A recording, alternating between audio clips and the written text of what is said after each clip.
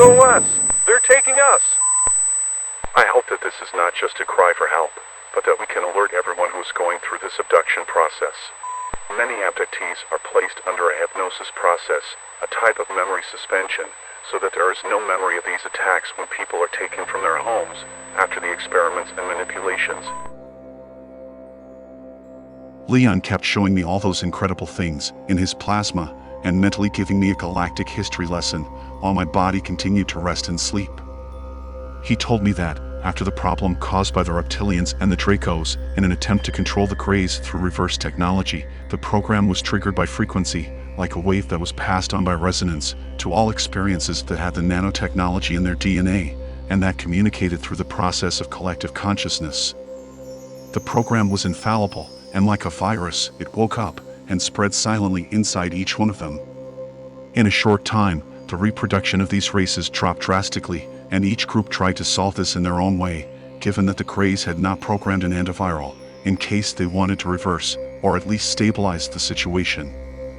Each race, with its capabilities and technologies, then began a reproductive process through cloning, but so many changes have taken place in the last millennia that this has ended up affecting their biological constitution and their neural network, making it difficult to transfer their consciousness to these bodies, which are like biological robots or avatars. For a long time, they used these cloned bodies as biotech robots to transit between universes, but with each jump in space-time, they began to feel the collapse and degradation of their clones. As the pilots and their crafts were a single structure, in a symbiotic process, piloted by mental command, the crafts began to have problems during the space-time jumps, damaging them, and some even falling, as happened in 1947 in Roswell, New Mexico, and Ekaterinburg, Russia. With the decrease in the offspring of each race, and so many incidents and complications in the clones, those involved decided to arrange a moment of truce between them to solve the problem or create a cure for the viral program, because this dragged on for a long time, and the clones no longer brought all the capabilities of their pure races, far from it. The Dracos turned to the Greys to solve the problem, and informed them that the programming was a self-protection system established by their scientists when they created the technology, so that they would not serve as food or be slaves of any race, even though they knew they could be affected by this trap as well, because they were in the same situation. They no longer reproduced as before, and their populations only decreased. The lifespan was also affected, and there were no more resources to roll back the program if it wasn't for the manipulation of the DNA of a pure race, without outside interference that had not yet been contaminated, and served for the project of restructuring their races. The solution would be to join forces with the enemies. The Dracos then met with their Senate. As they could not warn that they still did not have an immediate solution, and that they would be in the hands of their traitors, they asked for a meeting with the Greys, and then opened a channel of communication, which took place through holographic technology. A representative of the Draco Senate participated, and the Greys informed that there would be no more exchange of technologies and partnerships, as they did not offer anything greater or different than what they had already obtained during centuries of work and experience. Before ending the communication, they also informed that they discovered that they were being betrayed and manipulated. Since then, there has been a war against the control of the reptilians and the Dracos, who ended up increasing their abilities to transit in the minds of the Greys as a type of control and mental possession, taking over the neural network, not only of an individual, but of a group of Greys who communicate in a mind network. For a period of time, the Dracos controlled and submitted any race or group to their domain, and the strongest targets were the races that communicated through collective consciousness, like the Greys. The Greys were certain that there would be another betrayal on the part of the Dracos and reptilians, and knowing that they would not fulfill the agreement not to use their technologies, and that they would not put them in the position of servants, they ended up signing agreements, but with each group creating their own factions, one infiltrating the other, like agents running a project that could fix a problem of their own making. So they started to map the systems where there could be lives that would harbor the experiment, which should happen through a type of hybridization. With that, some wars were fought in places unimaginable by us Earthlings. These wars lasted thousands of years until they began to send observation probes to our system, because there was a primitive race here in development, and that gave possibilities of succeeding if they could manifest in the DNA of this people their characteristics and genetic information, creating a hybrid with a part of its genome without contaminating the body of these primates, so as not to lose the ability to procreate. That's when they began to observe that these primitive human mammals, belonging to the third planet of this system, still walked crouching and rarely ventured to walk on their legs. They were very late in the process of conscientious experience and did not have a developed brain. All those involved, greys and reptilians, were very disheartened, and at first there was no agreement. They didn't want to use such primitive beings because they were worried that something could happen, leading them to live in the primitive human experience because of the pull of the Earth's incarnation law. Everyone was worried because the planet had established a magnetic field so strong that beyond imprisoning, it forced everyone who had the death of the biological body within the earthly dome to enter the reincarnation wheel in the cycle of the human primates.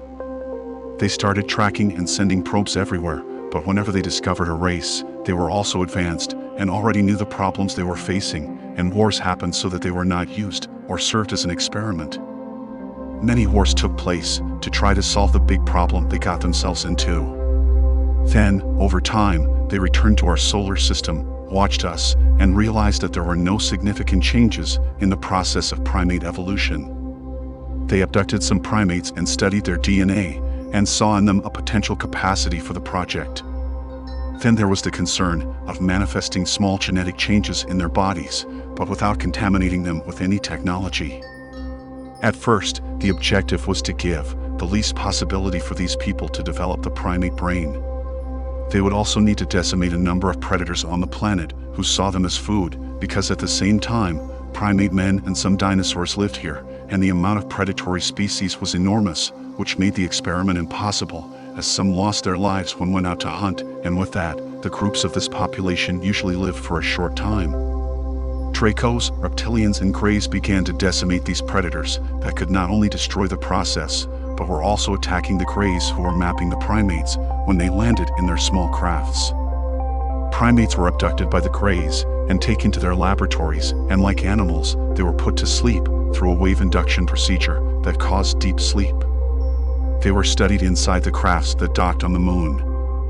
What happened during the experiments is that the human primates were getting sick very fast and were dying still inside the laboratories. They were being affected by a type of virus that caused the paralysis of their nerves and the rupture of some internal organs, causing hemorrhages and leading them to death. Then the greys began to understand that they were host to a type of virus that affected primate humans. They then stopped the project and started trying to find a way not to contaminate them, creating a type of antibody that could be introduced into their bodies to prevent a pandemic collapse, which would wipe out the entire race of human primates. They stayed for a while taking some human primates and applying in their bodies some types of vaccines that could increase the antibodies without compromising the pure humanoid genetic root of this people. It took a few attempts until they managed to separate a mutated strain of the virus in the laboratory from one of the human primates that had survived longer than the others. They began to look for the family of this human primate, which had 2 more descendants in its family group and had a type of cellular mutation induced by the natural process. Nature itself created mutations in this group, developing in them a slightly larger brain and the ability to walk like bipeds. These began to develop into leaders, like animals that take care of their flock, maintaining control, living in greater numbers, staying longer in the same territory, using the caves, and starting small tribes.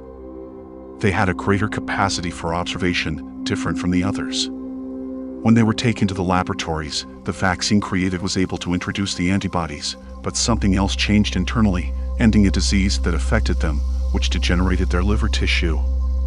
With that, the agents and scientists involved were surprised by what happened, but what they didn't realize is that there was, somehow, an intervention from another dimension that was already observing these primates, and that changed the ethereal structure of this group of humans. These primate humans were helped to start using fire as one of their survival tools. To be continued.